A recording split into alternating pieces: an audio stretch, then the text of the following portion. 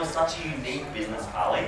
In the early days, how did you get the word out and turn it from a rescue farm or a hobby farm, I guess, and made it into the major tourist attraction it is today? Okay. Thank you, Nathan.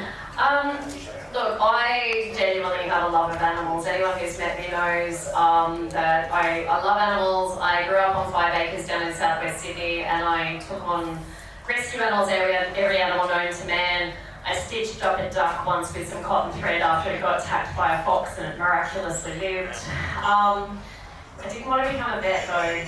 Very high suicide rate in vets, and there's a lot of pressure on vets to we have a vet in the back. You know this, right? But yeah, genuine love of animals. So when we purchased Splitters, it was because we had our house in town. We were flipping houses.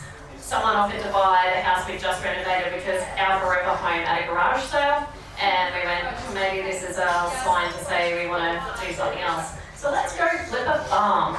So we flipped the farm. Flipping the farm meant a lot of hard work for us and our 5 kids, probably an imbalance of time and work-life balance. But it was always our vision to buy a block of land that had the ability to turn it into something else. So yes, we wanted to be cattle farmers, but maybe down the track we could do a B&B or something else that would involve hosting guests and families. Now in that came the dreaded COVID. So, and we all know that I love that word, pivot. We pivoted during COVID. We had just started, I had literally left a long-term job, very well paying, 1 month before COVID. So I had no job security after that. Most people were paid during COVID to stay on, or they had ways of living. We had nothing. So we just went, oh well, bugger it, let's just do it. So we more or less just started doing online tours, free tours to everyone.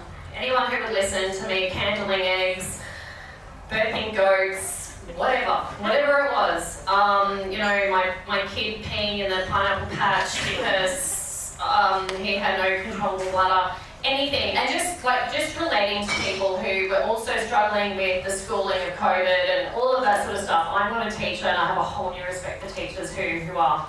But what it gave us was a true and honest and authentic social media audience.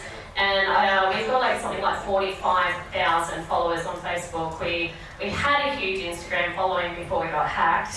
Still trying to work out how to get that back.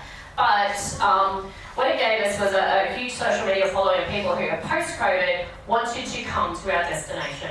And that's what we loved. And it was completely organic. We did not spend any money.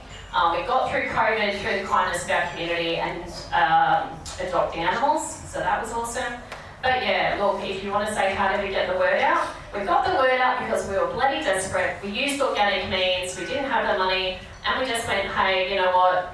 Here's our rescue farm, please believe in us that we're real and authentic, and in that return we got a real and authentic audience in return, so yeah. Can we give a quick round of applause for that? You've given me so much good stuff to work with there.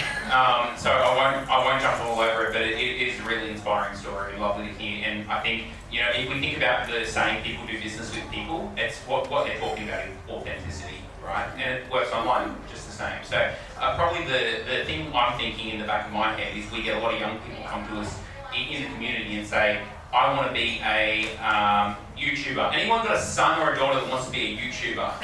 Yeah, and the rest of you didn't put your hand up because you're embarrassed. I definitely had one. So people come to us and I want to follow my dreams. I'm passionate about this. I don't want to be, sorry Michael, I don't want to be a locksmith. But I do want to do blah. And it sounds like you're doing blah. What's your advice to those young people? As long as it remains real and authentic, that's the thing. People are putting videos up on every sort of platform at the moment, and there's always an audience, but is there a need or a want for that content? I think my son would love to be gaming all day and then having people watch him game, but does everyone want to watch that? Maybe my 8-year-old wants to watch that, but I don't. I think with the social media crackdowns, it's going to get a lot more strict as well. And I think that you have a whole lot of influencers, and I had this conversation tonight with you, Rob. There's a whole lot of influencers out there who ring splitters and say, hey, we have a following of 2,000 people on Instagram, and can we just stay free at the farm and we'll do a video and we'll do this? And they're traveling with their kids and they're homeschooling and they're doing all of this, and it sounds like the dream job and the dream lifestyle. But in actual fact, they're getting 15 minutes of content per day, and then they're spending 8 hours editing it, and they're not spending time with their kids. And like in reality, if you know what goes into these, it's a lot. So when we go out and do a video, we don't edit it. I use a program called Splice. We use a program called Splice. We do all our own editing. We don't have an in-house editor.